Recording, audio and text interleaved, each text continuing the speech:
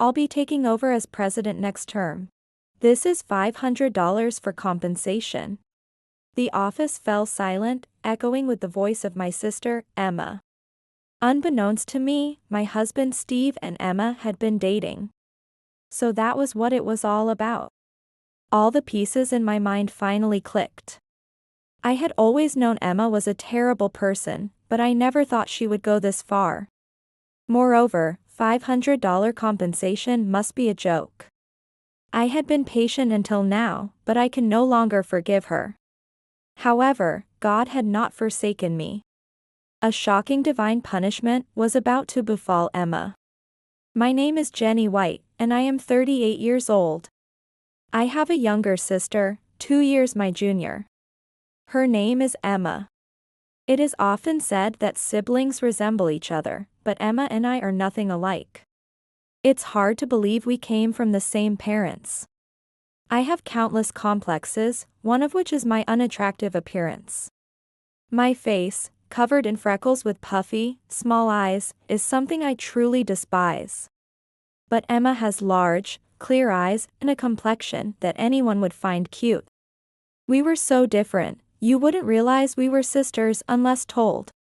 Moreover, unlike me, who is extremely shy, Emma has a charming presence. Because of this, I was always compared to Emma. Even our parents would say, "Emma is so capable at everything. Why can't Jenny do the same?" Right. You should learn from Emma. It was shocking to be compared even by our own parents. But it wasn't as if no one understood me. There was someone who did understand me with all my complexes. That was my grandmother. How can I become like Emma? When I asked this, my grandmother looked me straight in the face and answered, "Jenny, you are perfect just as you are. Grandma loves you just the way you are." My grandmother was always kind to me and supported me. As a child, thanks to her, I could grow up straight even without adequate affection from my parents. But when I was in my late 20s, my grandmother suddenly passed away. During my mourning, my father, who runs a small business, introduced me to someone. That was my current husband, Steve. Steve is 5 years older than me and has a quiet personality, so he doesn't stand out. After graduating from university, he was working in my father's office. My parents, impatient with me not marrying, strongly hoped that Steve and I would get married soon and leave this house. Yes, my parents wanted me to leave the house quickly. Because it was decided that Emma would marry and live with our parents. My brother-in-law, Ryan, works for a major company, and after getting married, he planned to quit his job and work as the next president in my father's company. That's probably why I was in the way. Ryan is excellent, so we're looking forward to it. Ryan must be happy to marry Emma. My parents had high hopes for Emma and Ryan. I wasn't particularly keen on marrying Steve, but my parents were pushing for it. So it seemed I had no choice. Thinking this, I had coffee with Steve a few times, and through that, our marriage was decided. I didn't want to disappoint my parents. "Are you sure about me?" Steve asked me the same thing several times before we got married. At that moment, I realized that Steve also lacked confidence in himself. Perhaps someone like Steve was right for me. And so, we got married without issue. Jenny doesn't need to have a wedding ceremony, right? Emma is having a grand wedding, so we can't spare the attention. Jenny isn't the type to wear a wedding dress. Steve also said it's fine not to have a wedding ceremony, they're well suited for each other. With that, we didn't have a wedding ceremony. But even I wanted to wear a wedding dress. Yet, they always prioritized Emma for such joyous occasions. Sorry, big sis. Emma apologized to me with pride. It's sad, but this is reality. Leaving my family home, I no longer have to feel sad. From now on, I'll build a good home with Steve. Thinking that, I resigned from the company I had been working so hard at. After getting married, I started living with Steve's parents. My in-laws were like something out of a painting, very kind. Jenny, you just sit. Today, I want to make something you like.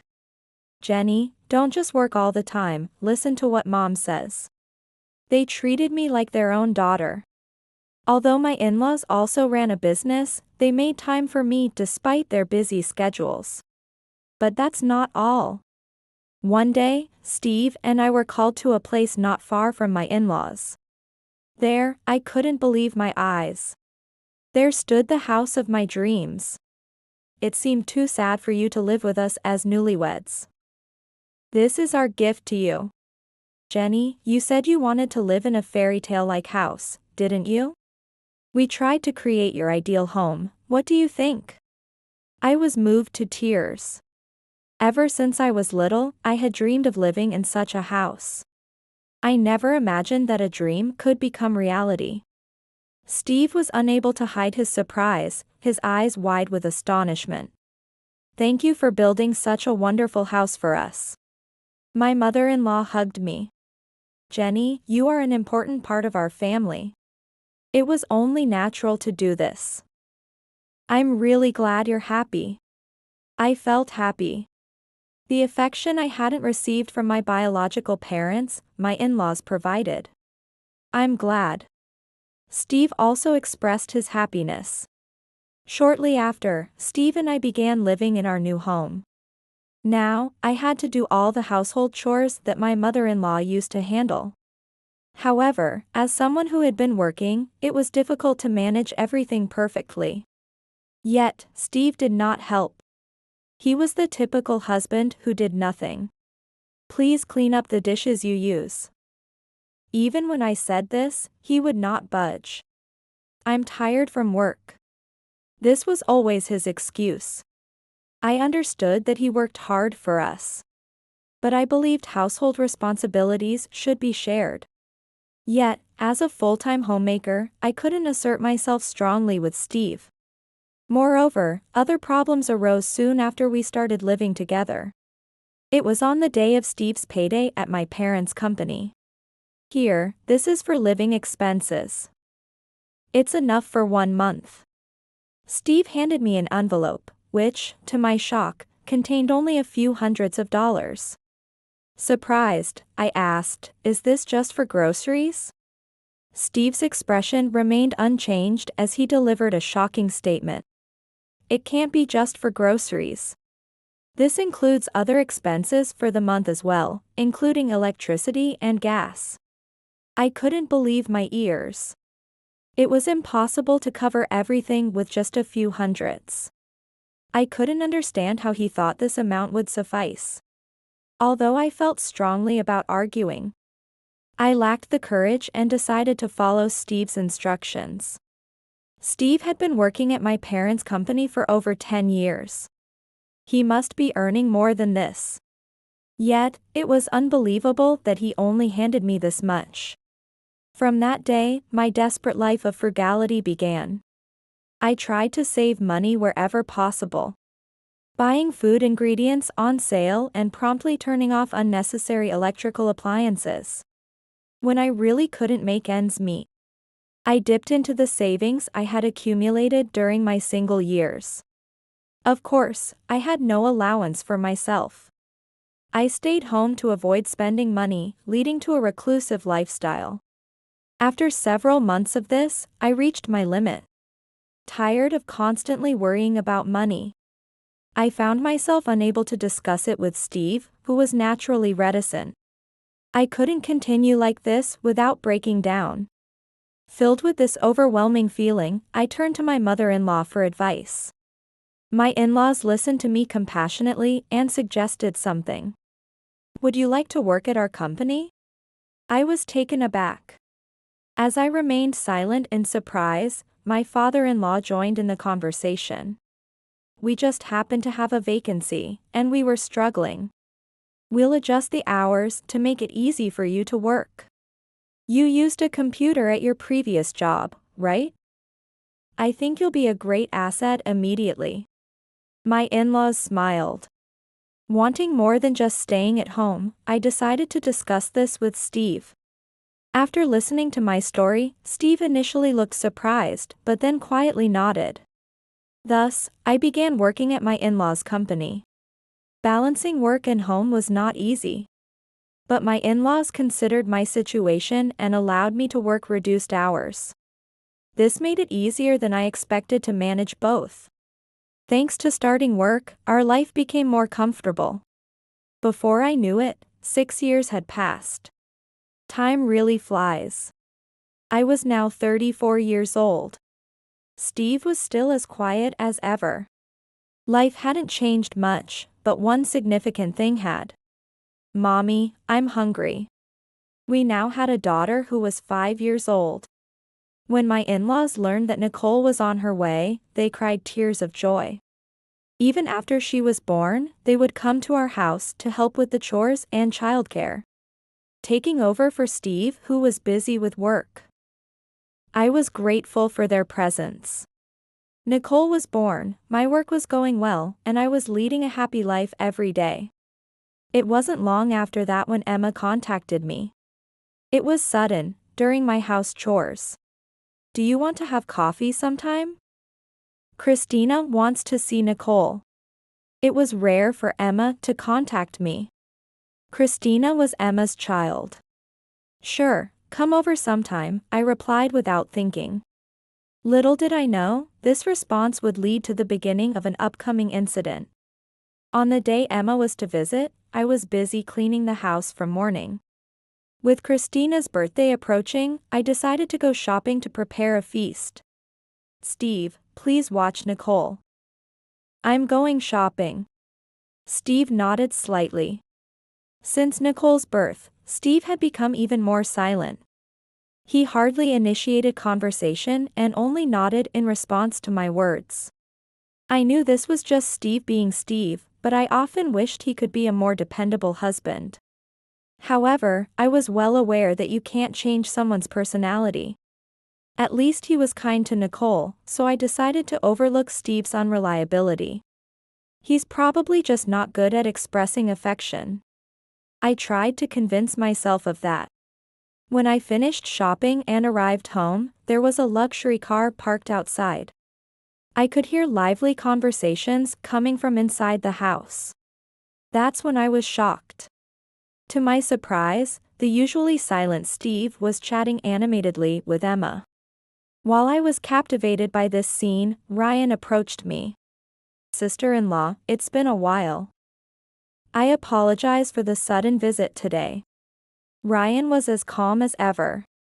It feels strange to be called sister-in-law. I said this with a smile. We used to call each other by our first names, so it's hard to believe I'm calling you sister now. Ryan said this with a wry smile. In fact, Ryan and I had dated before he married. We were in the same university and met through a club. And we were dating smoothly until Emma snatched Ryan away. Emma, who had always been spoiled, had a tendency to take whatever was mine. When Ryan told me he wanted to date Emma, I was sad but accepted it as inevitable. Emma was more attractive than me, after all. It took time to recover, but now that I am married to Steve and we have Nicole, I am glad I didn't continue my relationship with Ryan. Emma approached as she noticed me. Big sis. Why didn't you tell me anything? What? I was confused by her sudden words, and Emma continued excitedly. Steve's family owns that old K Industries, right? Ryan was also surprised by her words. K Industries? That's the famous major company, right? It's amazing that Steve's family's company has over 3,000 employees. Emma and Ryan were ecstatic. Meanwhile, Steve looked smug for some reason. I sighed, unable to understand why Steve was looking so pleased. So, since Steve is the eldest son, he'll be the next president, right? When Emma said this, Steve smiled and replied, well, maybe. That means your family is rich. She said this with sparkling eyes. Indeed, My in-laws are not short on money, but they don't live extravagantly. Watching Emma pry into someone else's family finances didn't make me feel good. Therefore, I started preparing the feast without joining their conversation. Christina was playing nicely with Nicole. Christina, can I have that sticker? Nicole wanted the cute sticker that Christina had brought. As I cooked, I told Nicole, that's Christina's, isn't it? No. Nicole sulked at my words, but seeing this, Christina gave her the sticker she had. What a kind child. Honestly, I had assumed Christina would be selfish like Emma because of her behavior. But Christina has really grown up to be a good child. It must be thanks to Ryan. It's really good that she didn't grow up to be selfish like Emma. As I finished the cooking, thinking this to myself, Emma and Steve were still deep in conversation and didn't come to the dining table. I never thought the two of them would get along so well. Reluctantly, Ryan, the children, and I started eating without them. While eating, Ryan and I had a pleasant conversation about trivial things. I never thought I could have such a fun conversation with Ryan again after Emma took him from me.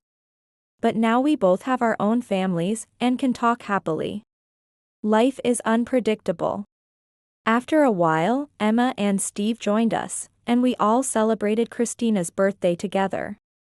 Everyone was smiling throughout, enveloped in a cheerful atmosphere. After chatting for a while, Emma and her family left. From the next day, Steve began to talk less and less with Nicole and me. I don't know why, but he seemed withdrawn. Steve always becomes like this when he's busy with work. I assumed this time was no different. One time, when I came home from work as usual, I heard happy voices in the living room. Curiously, I went inside and found Emma there. Emma had prepared a feast, and everyone was gathered around the dining table. Christina and Ryan were not there. I wondered why only Emma was here. As I thought this, Emma said something shocking. Big sis is busy, right? You haven't been making proper meals for Steve and Nicole, have you? I was nearby, so I made dinner. I was stunned. Indeed, I hadn't been able to cook elaborate meals due to work. But there was never a day without dinner. And this was none of Emma's business. While I was inwardly irritated, I thanked her, but Nicole unexpectedly said something. Mom, eat with us. Emma's cooking is always delicious. She made us dinner the last time you were on a business trip, too. Emma came here even when I was away on business? I was shocked. Steve was silently eating the food Emma had prepared. It seems Emma has been coming to our house frequently. Big sis, you really need to think about Steve and Nicole more when you work. Otherwise, it's sad for them. Well, I'll come and cook for a while. I never thought Emma would say such a thing to me. And I felt like I had been hit by a ton of bricks. I don't know what's going on, but Emma must be free. At that moment, I managed to suppress my feelings and got through the situation with a forced smile. But the incident happened soon after. While I was working as usual, Emma came to my office. She looked around. I wondered what she needed. As I thought this, Emma approached me. Big sis, there's something we need to talk about. She had a serious look on her face, and I decided to listen to what Emma had to say. That's when I was surprised to see Steve standing behind her. Steve? Why are you here? Steve didn't answer my question. Instead, he just kept looking at Emma. The employees present were also watching our exchange with curiosity. Amid the tense atmosphere, I stood there stunned. Then, Emma dropped a bombshell. I've decided to break up with Ryan. What? I'm pregnant. It's Steve's baby. Steve's? What do you mean? I was thrown into a panic. An employee working nearby covered their mouth with their hand. and then quickly stood up and ran off somewhere. The usually quiet Steve finally spoke up. I'm going to marry Emma. We're having a child, and I want to be with her. I was speechless. Steve actually wanted to marry me all along. Seeing Emma's smug face, I couldn't hold back my anger. After you stole Ryan from me and married him, now you say this? What about Christina? Emma started laughing in response to my desperate question. We'll take Christina with us. Ryan is a boring person. I'm taking over as the next president. Here's $500 for consolation. Emma's voice echoed through the now silent office. Steve and Emma had been seeing each other behind my back. Emma coming to my house to cook in my place. Steve becoming increasingly silent, it all made sense now. All the pieces in my mind finally clicked. A wordless rage bubbled up inside me. And to think she's joking about a consolation payment of just $500. However, the employees who had been watching our exchange started laughing. Is it really that funny that a real sister steals her sister's husband? I won't let you laugh at me. I'm going to be the wife of the next president. Emma began to get angry. She seemed oblivious to everything. Pulled into the employees' laughter, I found myself starting to laugh as well. What's so funny? That's right.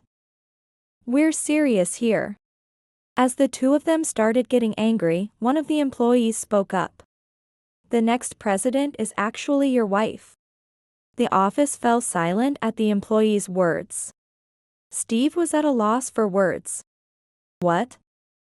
That can't be right. I'm the only son of the president. Emma also shouted in disbelief. You're just saying that to kick us out, aren't you? It's already decided that Steve will be the next president, not Jenny. They seemed unwilling to believe anything else. Just then, the door burst open, and the air in the office shifted dramatically. The company's president, my father-in-law, appeared. What's all this commotion? Dad, I'm the next president, right? The employees are jokingly saying Jenny is going to be the next president. Tell everyone it's me. The father-in-law started laughing. I was just informed by an employee who came running to me. But you want to divorce Jenny and marry her sister, Emma? His face turned red with anger. I'm sorry for the late report. I'm going to marry Emma. Emma is carrying my child. The father-in-law's anger seemed to reach its peak. What are you playing at? What you've done is the lowest of the low as a human being. I'm glad I didn't choose you as the next president. What? The father-in-law took a deep breath. I've been preparing to have Jenny take over as the next president. Just yesterday at the shareholders' meeting, it was decided that Jenny will be the next president. Emma dropped her bag in shock. Steve looked at me, unable to believe what he was hearing. Dad, you're choosing a stranger over your own son to be the president? That's too cruel. The father-in-law's face turned even redder with fury. Who's being cruel here? You've been using the company's money as if it were your own, thinking I wouldn't notice? Steve must have thought the father-in-law was unaware of this fact. He stared at his father with his mouth wide open. I trust Jenny, who cares about the company and has earned everyone's trust. I want her to take over the company. But, that's... Steve seemed to have no room to argue. Then, the mother-in-law also appeared. She had come to the company by chance and heard the commotion. Steve, you are really the worst. If you're going to divorce Jenny, don't ever show your face to us again. Jenny and Nicole will live with us. Hearing the mother-in-law's words, Steve was dumbfounded. Why would you live with Jenny, a stranger, instead of your own son? That's ridiculous. The mother-in-law looked at the father-in-law, and they both started laughing. Jenny is not a stranger. When we decided to entrust the company to Jenny, we legally adopted her. She became our child. Emma looked like she was about to collapse when she heard this. Steve was desperately trying to support her. So, does that mean Jenny really becomes the president of the company? Yes. This has nothing to do with you. Please leave with Steve right now. This place is a sanctuary for our family. We don't want traitors like you here. Mom. The in-laws, bewildered by Emma and Steve's reaction, expelled them from the company. Once they were gone, the in-laws and employees gathered around me, offering kind words. I never imagined he would cheat. I knew my son was no good. But I never thought it would come to this. Unbelievable. The father-in-law was visibly angry. I'm really sorry that Steve hurt you.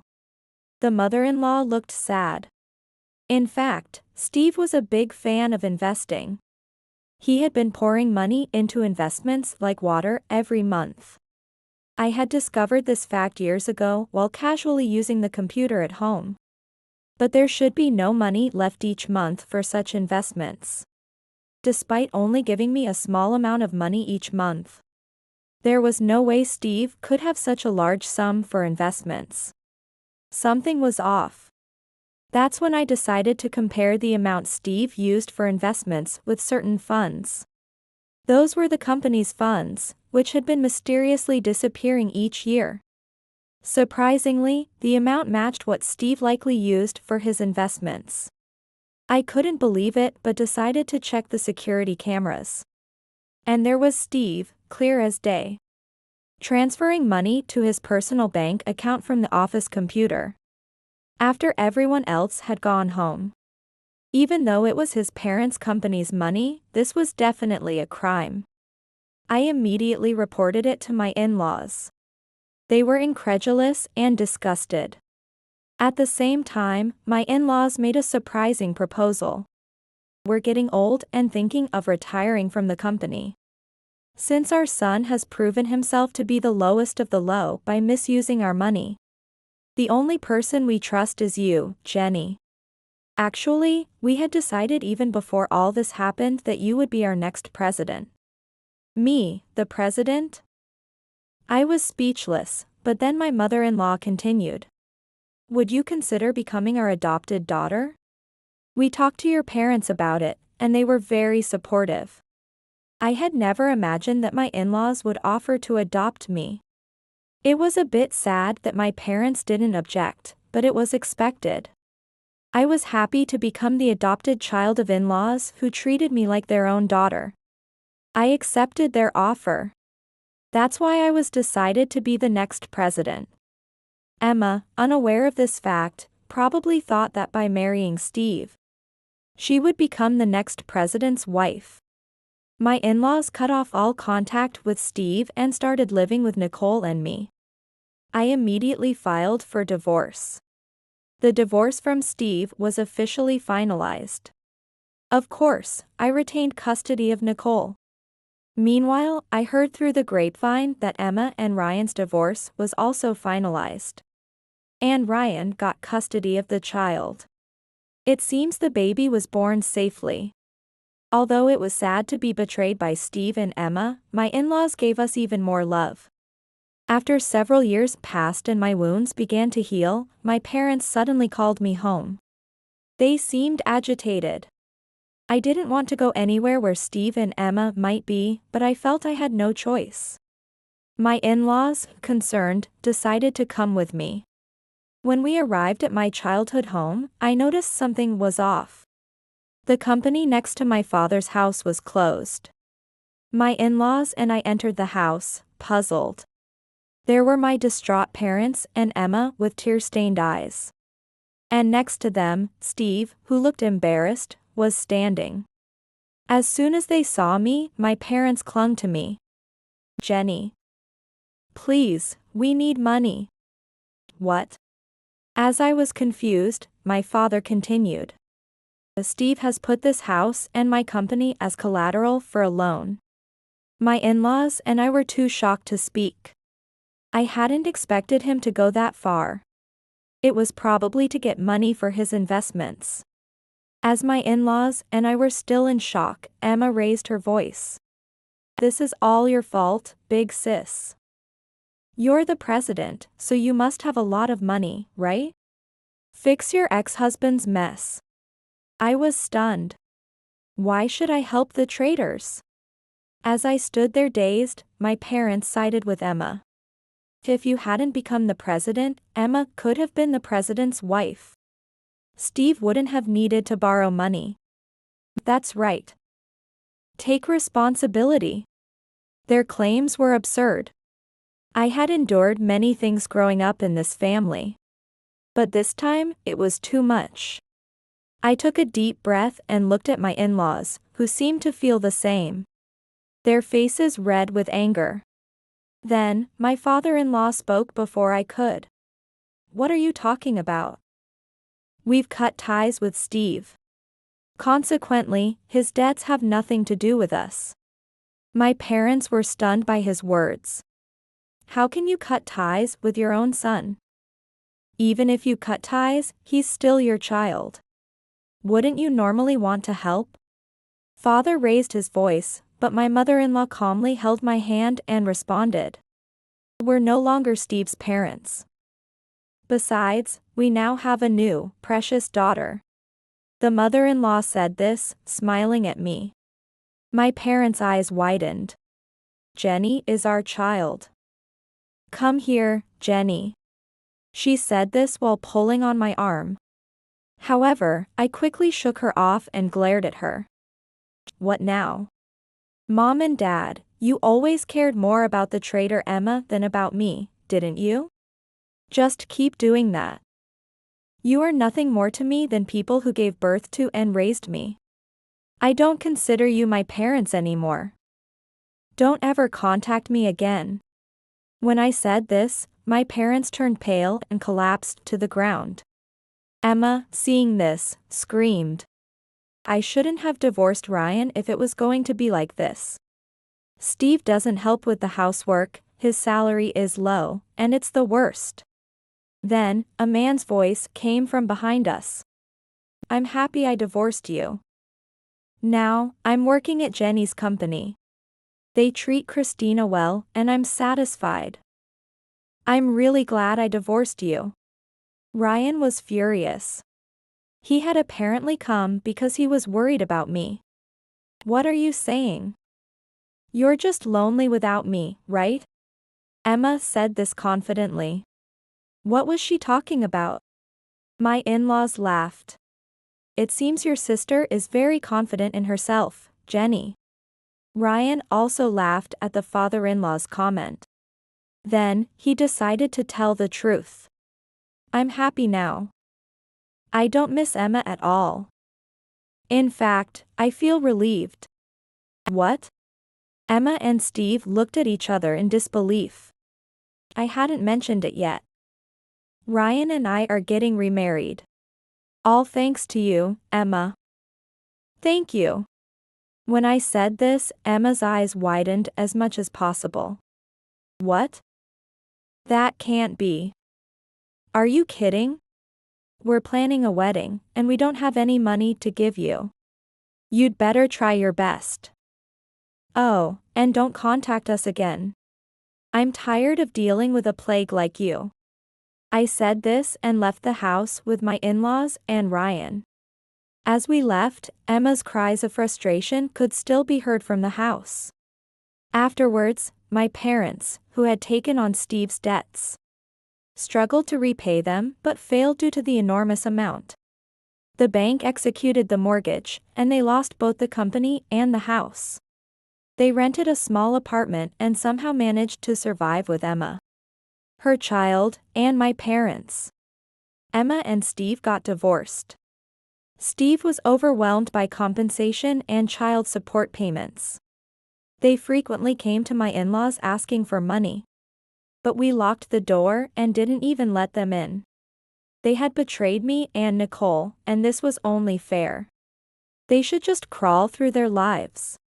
Ryan and I got married. Now we live happily in a house gifted by my in-laws, together with Ryan, Nicole, and Christina. Meeting the right people is crucial in life. Without my in-laws, I wouldn't be who I am today. I plan to cherish every encounter and lead a happy life moving forward.